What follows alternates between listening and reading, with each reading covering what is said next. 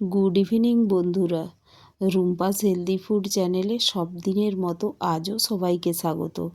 আজ আমি আপনাদের জন্য বানিয়েছি বরবটি দিয়ে চিংড়ি মাছ কিভাবে বানাবেন তারই একটি রেসিপি। তার জন্য কিছুটা চিংড়ি মাছ নিয়ে চলে এসেছি, আর এটা কেটে ধুয়ে ভালো করে লবণ হলুদ মাখিয়ে আমি কড়াইয়ে এটা ভেজে নিচ্ছি। এটা লাল লাল করে ভেজে আমি তুলে নেব। আর বরবটির চচ্চড়ি বানানোর জন্য নিয়েছি একটি আলু, 3টে বেগুন আর 500 গ্রামের মতো বরবটি।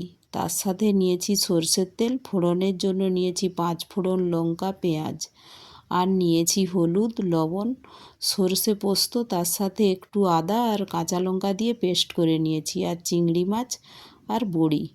চিংড়ি মাছ তো আগেই ভেজে নিয়েছি। এখন কড়াইয়ের মধ্যে ওই কড়াইয়েই তেল দিয়ে দিলাম, দিয়ে বড়িটাও ভেজে আমি তুলে নেব। বড়িটা দেখুন লাল লাল করে ভেজে ভাজা হয়ে গিয়েছে। তো এখন আমি এটা তুলে রেখে দিলাম, আর ওই তেলের মধ্যেই দিয়ে দিলাম 5 ফোড়ন আর লঙ্কা, আর ওই ফোড়নের মধ্যেই দিয়ে দেব কেটে রাখা পেঁয়াজ। আর আপনারা এই সময় টমেটোও দিতে পারেন, আমার কাছে টমেটো ছিল না তাই দিলাম না। পেঁয়াজটা যখন হালকা লাল লাল হয়ে গিয়েছে তখন ওর মধ্যে দিয়ে দিলাম কেটে রাখা আলু, বরবটি আর বেগুন।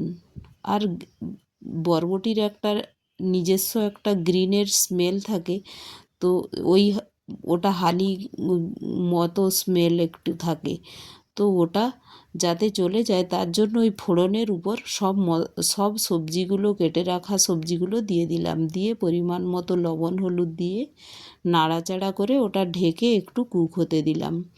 আর একটুও দেখুন জল ইউজ করি না, কিন্তু সবজির যে নিজস্ব একটা ময়েশ্চার থাকে সেটা থেকেই জল বেরিয়ে গিয়েছে। যেহেতু লবণ হলুদ দেওয়া আছে তো জলটা বেরিয়ে গিয়েছে। তো ওই সময় ওর মধ্যে দিয়ে দেব যে পোস্ত, সর্ষে আর আদা লঙ্কা দিয়ে যে পেস্টটা করে রেখেছিলাম, ওই পেস্টটা আমি ওই সবজির মধ্যে দিয়ে দেব। আর এখন যে ফ্লেভারটা এসেছে, ওই যে গ্রিন ভেজিটেবলের স্মেল ওটা আর নেই। এখন পেঁয়াজের সাথে ওই মিশ্রণের স্মেলে খুব একটা সুস্বাদু একটা স্মেল উঠেছে। তো আপনারাও একবার অবশ্যই এভাবে বানাবেন।